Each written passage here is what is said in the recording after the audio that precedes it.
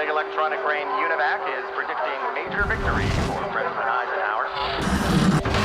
I pledge allegiance I pledge allegiance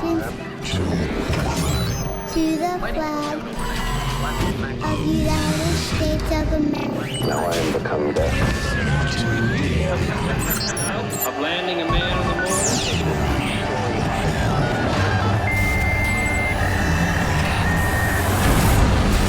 Under God.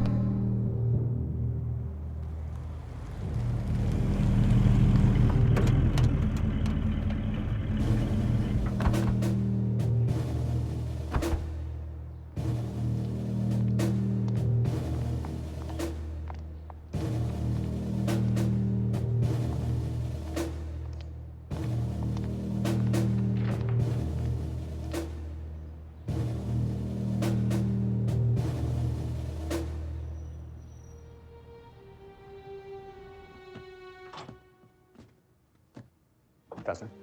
Sir, is the information requested? Great, fantastic. And Professor Lichter's all ready for us? That's right. The Russians are planning another test? Yes, Mr. President. And we do have reason to believe they'll be testing a true H-bomb within the next year. A real hydrogen bomb? Yes, sir. Thermonuclear. And our sources believe they are close to developing a missile which could deliver a payload on American soil. ICBM, Intercontinental Ballistic Missile. I know what an ICBM is, Johnson. Thank you. All right. Let's amplify the talks with Khrushchev then. Sir, this goes back to our discussion yesterday of the importance of committing more financial resources for the Defense Department.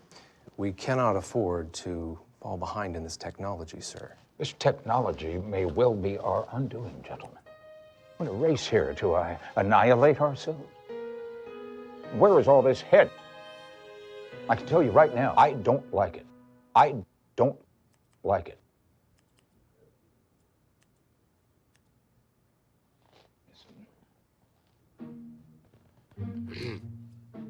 Kinley. Sir. Tell me about this electronic brain. Well, sir, its name is UNIVAC, and it's a supercomputer. UNIVAC. Yes, sir. Sounds like something Mamie would clean the bathroom with. Well, yes, sir. Yes, it has a funny name, but it's so much more than that. The computer is considered to be the future of all military operations and national defense. It has the ability to process massive amounts of information and create scientific predictions no man is capable of doing. And this is a load of poppycock. Johnson. Industry and business will one day center around what we're about to see here. This is fascinating stuff, sir. Now, today you're going to meet with Professor Lichter. Lichter? Lichter, sir, yeah, correct. He's the head of the Computer Science Administration. We just have one photo to take, but I'm sure he'll want to show you how important their work here is.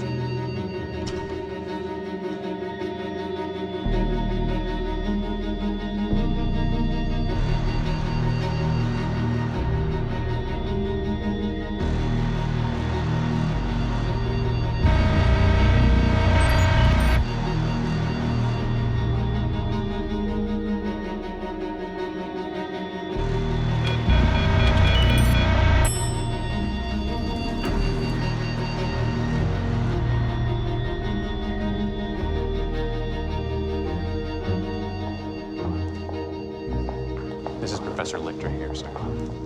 Looks like some kind of priest. Professor Lichter, may I introduce the President of the United States? Professor. Good afternoon, Mr. President. Welcome to the Computer Science Administration. We're all very proud to have you come down and meet UNIVAC. Well, it's my first time here, you know. Wanted to come down and see what our greatest minds have come up with next. Thank you, sir. Love this marble. It's beautiful. Yes, yes, thank you, Mr. President. Shall we go into the main room where UNIVAC lives? Lives? You talk like this thing is a person, Professor. Well, it does take up most of the facility and has certain environmental needs to keep it the right temperature, sir.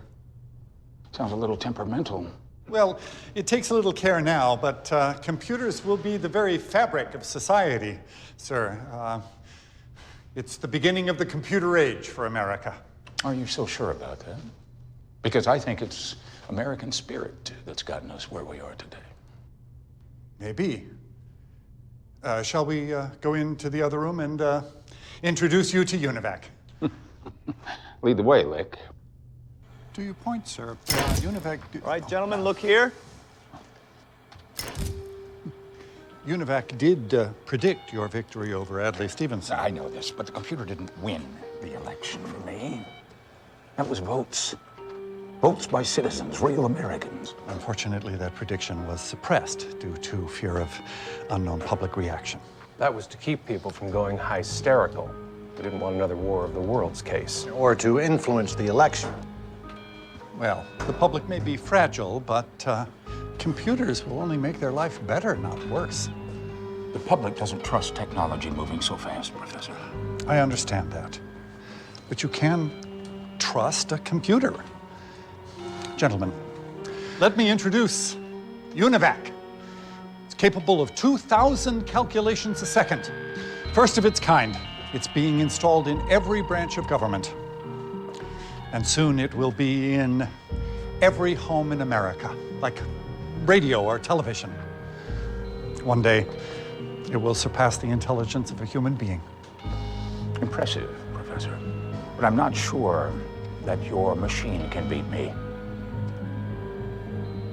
Well, let's put that theory to a test.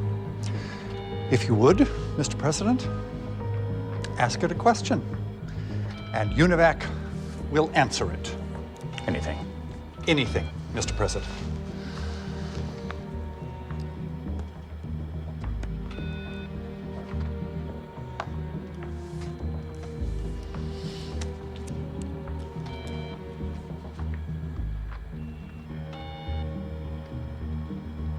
Is there a God? Gentlemen?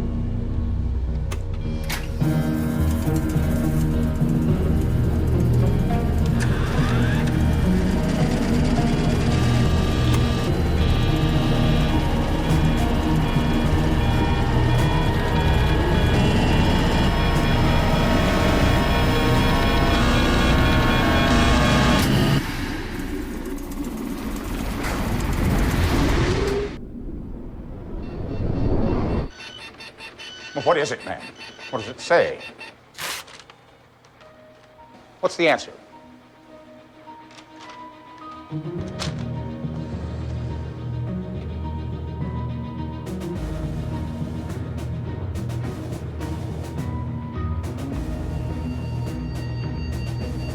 We're finished here, gentlemen.